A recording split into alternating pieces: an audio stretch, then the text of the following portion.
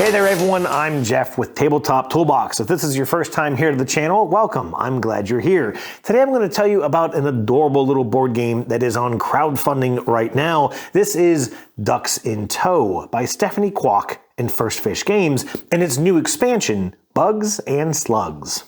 Now, Ducks in Tow originally released in 2020, and it was one of those games, at least when it was on crowdfunding, that just flew under my radar. But then I saw a review of it after it had come out, and it just really caught my attention. It was definitely the kind of game that I thought we could enjoy with our then 7-year-old daughter. So I reached out to First Fish Games on Facebook and said I would love to get my hands on a copy. I was contacted by someone almost immediately who said, sure, absolutely, we can help you out. Just PayPal this email address, which seemed a little sketch, I'll be honest, until I realized that the person who had reached out to me was none other than the designer herself, Stephanie Kwok.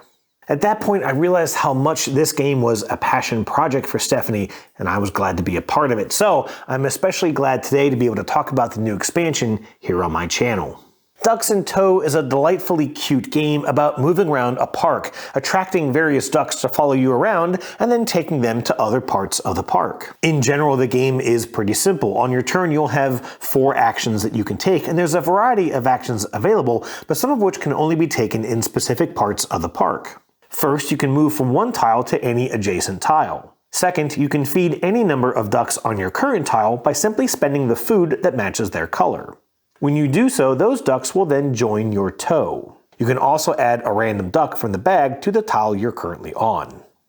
Now those actions can be taken anywhere in the park, but on the gift shop tiles you can take 2 food of your choice from the food bag, always discarding down to a limit of 4. Or you can add 2 location cards to your hand, also limited to 4. On the adoption tile, you can adopt a duck, adding one of the ducks from your tow to your location cards. But you must have at least 2 ducks to perform this action, placing the second duck back out into the park. Now, if you're at a specific location in the park, you can drop off ducks that match the solid colors on any matching location cards in your hand. The ducks get placed back out in the park, while the cards get laid out in front of you, being added to the left or right of any cards already there. These location cards have a variety of solid and outlined ducks, always organized by rows of each duck color. At the end of the game, you'll score a point for each solid duck in the longest continuous line of each row. If you have empty spots in a row, you can fill them with a duck of the appropriate color using the aforementioned adopt action. Now, whenever you're placing ducks out in the park, called the disperse action, you're always going to place them onto tiles with the lowest number of ducks currently there. You also won't place ducks onto a tile occupied by another player. Now there's a few rules here that I'm leaving out, but I want to get to talking about the expansion. The Bugs and Slugs expansion adds a few new components, including these duck cards, and a fairly large player board with an empty jar to collect some bugs in, and a few photographs with these action symbols shown. Now each player board is slightly unique and gives each player a different special bonus action that they can take once per turn. And of course, there's these stacks of green, gray, and purple bug tokens. Note that these are prototype pieces, but the final pieces will have silhouettes of little insects on them. Now starting off, the expansion plays the same, but whenever you would take an action that would have you placing ducks back out into the park, you're first going to place them on these photograph spaces on your player board. So before you drop off ducks, you'd first place them here. When you adopt ducks, you would first place the duck that doesn't go on your location cards here. And if you randomly draw a duck from the bag, you'll first place it here. At the end of your turn, you'll disperse the ducks back out to the park as normal, but for every one of the photographs that has a duck on it, you'll get to take a bug tile from any of the locations that you put one of the ducks on from that photograph space. That means at most you'll be able to collect 3 different bugs or slugs on your turn, but this will require some pretty efficient gameplay.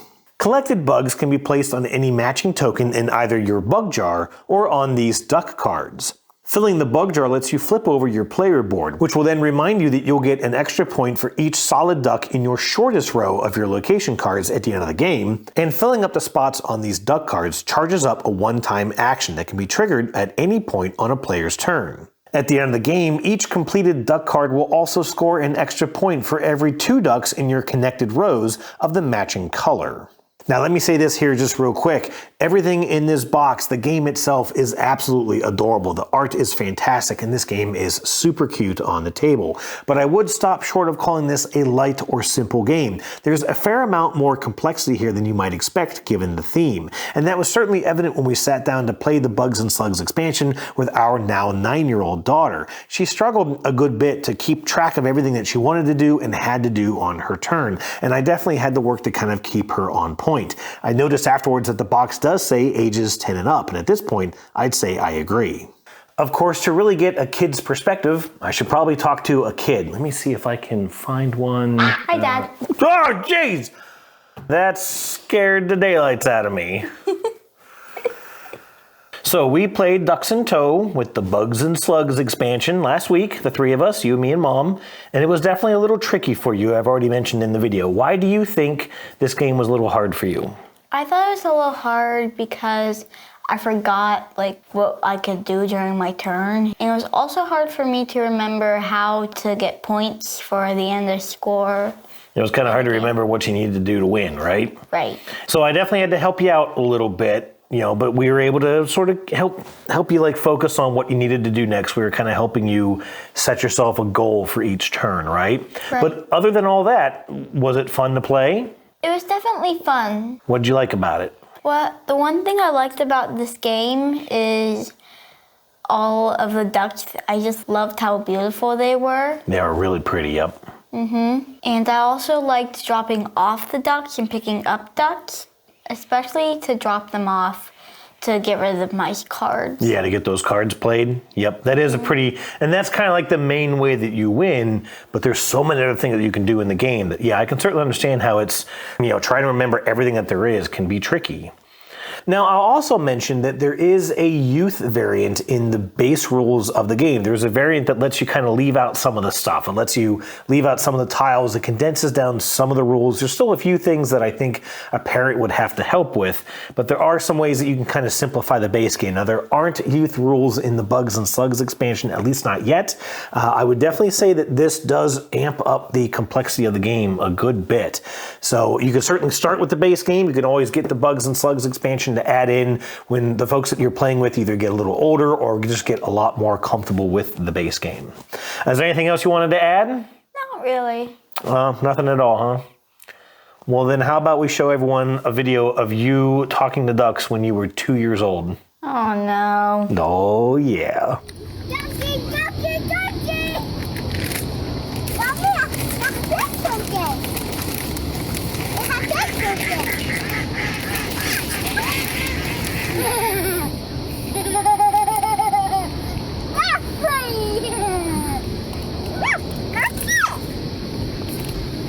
So this is Ducks in Tow with the Bugs and Slugs expansion. This is definitely a great game to play with maybe older kids, I'd say maybe preteen, or of course adult gamers who are maybe looking for still a casual experience, but something more than your Unos and Monopolies and such like that. And if I haven't made it very clear, this game is absolutely adorable on your table. This is being crowdfunded right now on Kickstarter.com. You can pre-order your copy there, and I'm sure you'll get it in early to mid 2023. I don't know the actual delivery window, but check it out on Kickstarter.com. Anyways, I'm Jeff with Tabletop Toolbox. This is Melanie, and we will catch you again later. Cheers.